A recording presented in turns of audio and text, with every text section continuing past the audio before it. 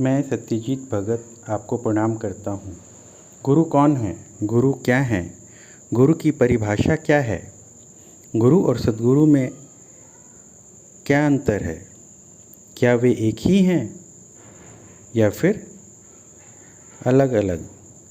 आदि ऐसे अनेक प्रश्न हैं जो हमारे अंतर्मन में गूंजते रहते हैं, कम से कम तब जब हम अध्यात्म जगत की परिकल्पना करते हैं। फिर प्रश्न उठता है कि जो विद्यालयों या फिर महाविद्यालयों में जो लोग पढ़ाते हैं, क्या वे गुरु नहीं हैं? आइए आज इन्हीं जैसे प्रश्नों पर चर्चा करते हैं। आपसे निवेदन है कि वीडियो फॉरवर्ड किए बिना अंत तक पूरी चर्चा सुनें, फिर अपना विचार रखें। मेरा ऐसा विश्वास है कि कहीं न कहीं कुछ न कुछ अंश में आपका ज्ञान जरूर बढ़ेगा। शास्त्र कहता है कि गुरु दो अक्षरों के मेल से बना है, गु और रू। गु का अर्थ है अंधकार है और रू का प्रकाश है, अर्थात जो व्यक्ति हमें अंधकार से प्रकाश की ओर ले जाए वह गुरु है। अब प्रश्न यह उठता है कि यह प्रकाश क्या है? इस पर अनेक लोगों के दिए अनेक मत हैं, पर सच्चाई यह है कि यह प्रकाश हमारे अंतर के प्रकाश की ओर इशारा करता है। यह प्रकाश निर्विवाद रूप से हम सब में है। कहा तो जाता है कि मनुष्य योनि में ही यह शक्ति है कि इस छुपे प्रकाश को प्रकट कर लें। जिनको इस विषय में कुछ भी नहीं मालूम है, उनको एक उदाहरण से शायद यह बात समझ में आ जाएगी। आप एक धूल भरे उस आईने की कल्पना करें जिसमें अपना चेहरा बिल्कुल भी ना दिखता हो। जब इस धूल की परत को हटा दिया जाता है तब अपना अक्स साफ दिखाई देने लगता है। आपने सुना या खुद भी अनुभव किया होगा कि कुछ लोग हमारे आसपास ऐसे भी हैं जिनको इंद्रिय ज्ञान प्राप्त है। ये लोग अपनी परा इंद्रिय ज्ञान से कुछ न कुछ आपको आपके विषय में, आपकी समस्या के संदर्भ में बता देते हैं। ये वे लोग हैं जिनके मानस पटल रूपी आईना पर धूल की पतली परत है, बिल्कुल पतली, जिससे वे सब कुछ तो नहीं पर कुछ कुछ चीज़ों का आभास पा लेते हैं। आपका मानस पटल भी यदि सांसारिक धूल भरा है तो विशेष क्रिया से साफ किया जा सकता है। इस पर हम फिर कभी चर्चा करेंगे। तो क्या ऐसे भी लोग हैं जिनका शीशा या आईना बिल्कुल साफ है? हाँ, ऐसे लोग निस्संदेह इस दुनिया में हैं, पर यह अभी की चर्चा का विषय नहीं है।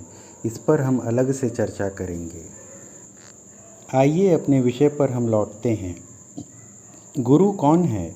जैसा कि हम पहले ही चर्चा कर चुके हैं कि वह व्यक्ति जो अंधकार से प्रकाश की ओर ले जाए वह गुरु है। कैसा प्रकाश है यह? इसे स्वयं प्रकाश कहते हैं। यह प्रकाश हमारे अंदर का प्रकाश है। इसे बाहरी रोशनी की आवश्यकता नहीं पड़ती है। इसका मतलब हुआ कि बाहर अंधेरा भी हुआ तब भी यह प्रकाश अंदर आलोकित होता रहता है। इसका संबंध चूँकि बाहरी दुनिया से नहीं है, इसलिए दिन हो या रात यह सदैव एक सा प्रकाशित होता रहता है और आप इसे निरंतर देख सकते हैं। कुछ लोग इसे ब्रह्म की संज्ञा भी देते हैं। यह भी एक विस्तृत विषय है, बाद में फिर कहीं चर्चा करेंगे।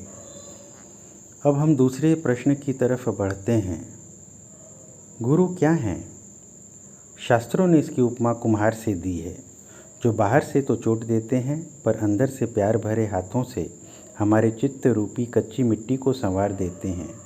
वह इस दुनिया में दूसरी श्रेणी के माता पिता हैं जो हमें एक नई जिंदगी प्रदान करते हैं। याद रखिए, प्रथम माता पिता तो हमेशा वही हैं जिन्होंने हमें जन्म दिया है। वे अच्छे हों या कम अच्छे, पर हमारे हित की ज़रूर सोचते हैं। अपने माता पिता को बुरा कभी मत समझिए। कभी कभी ऐसा देखने में आता है कि हमारे जन्म देने वाले माता पिता भी हमें कष्टकर लगते हैं।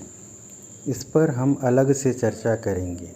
तो गुरु वह है जो हमें एक नई जिंदगी देते हैं, ज्ञान देते हैं। यह ज्ञान थोथा सांसारिक ज्ञान नहीं है, बल्कि वह प्रकाश रूपी ज्ञान देते हैं। अब बात यह उभर कर आती है कि जो प्रकाश दे वही गुरु है। यह क्रिया आती है, विस्तार से हम फिर चर्चा करेंगे। आसन आता है, प्राणायाम आता है, प्रत्याहार, धारणा, ध्यान और फिर अंत में समाधि की बात आती है। इन पर हम विस्तार से फिर चर्चा करेंगे। शक्तिपात की भी बात प्रकाश के संचार के संदर्भ में आती है। यह भी एक विस्तृत विषय है जिसे समयाभाव की वजह से हम अलग से चर्चा करेंगे। अब कुछ लोगों के मन में यह बात आ सकती है कि क्या यह प्रकाश हम अपने से ही प्राप्त नहीं कर सकते हैं? गुरु की क्या वास्तव में आवश्यकता है? मेरे भी मन में कभी यह प्रश्न उठा करता था। कई लोग जो ईश्वर की सच्चे मन से उपासना करते हैं, उन्हें उस प्रकाश का साक्षात्कार स्वयं के प्रयास से हो जाता है। तब गुरु की क्या आवश्यकता? नहीं, गुरु की आवश्यकता बहुत ज़रूरी है। अपने प्रयास से प्राप्त प्रकाश चाहे लंबे समय तक रह जाए साथ, पर कब चला जाएगा इसकी कोई गारंटी नहीं है। गुरु की कृपा मिलने पर प्रकाश न केवल दिखता है, बल्कि थोड़े अतिरिक्त प्रयास के बाद वह स्थायी हो जाता है। यह मेरा निजी अनुभव है। इस प्रसंग पर विस्तार से फिर बातें होंगी। अगला प्रश्न है कि क्या गुरु और सद्गुरु एक ही हैं? इस पर मैं निजी तौर पर कहूँगा कि थोड़ा हाँ और थोड़ा ना।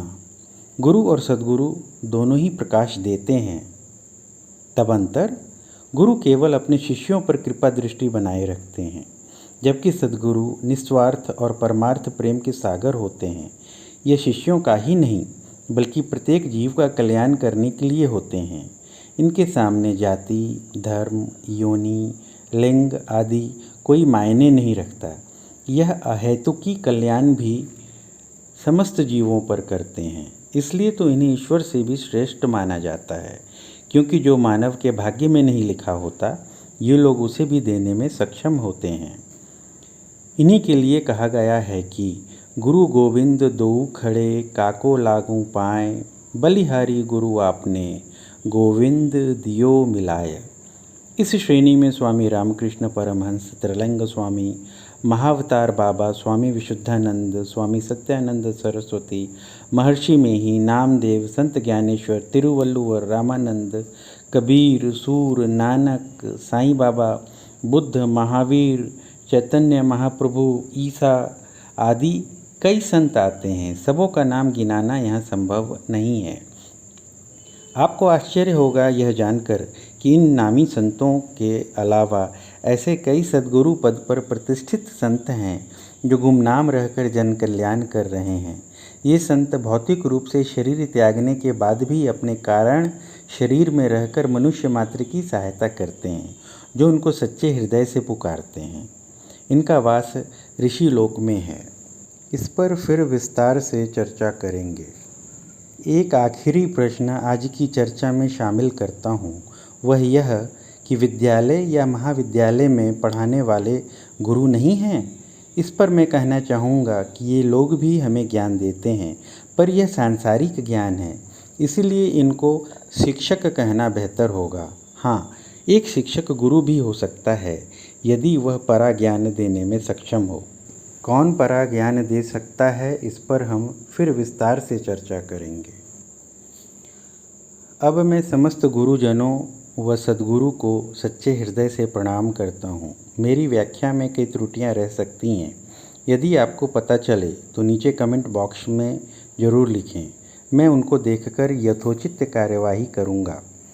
यदि आपको किसी विशेष विषय पर कुछ जानने की उत्सुकता हो तो मेरे कमेंट बॉक्स में अवश्य लिखें। मैं समय आने पर उन पर भी वीडियो के द्वारा आपकी समस्याओं के हल का निराकरण करना चाहूँगा। आइए एक लंबी गहरी सांस लेते हैं और साथ साथ ओम का उच्चारण करते हुए इस कड़ी को यहीं समाप्त करते हैं। ओम।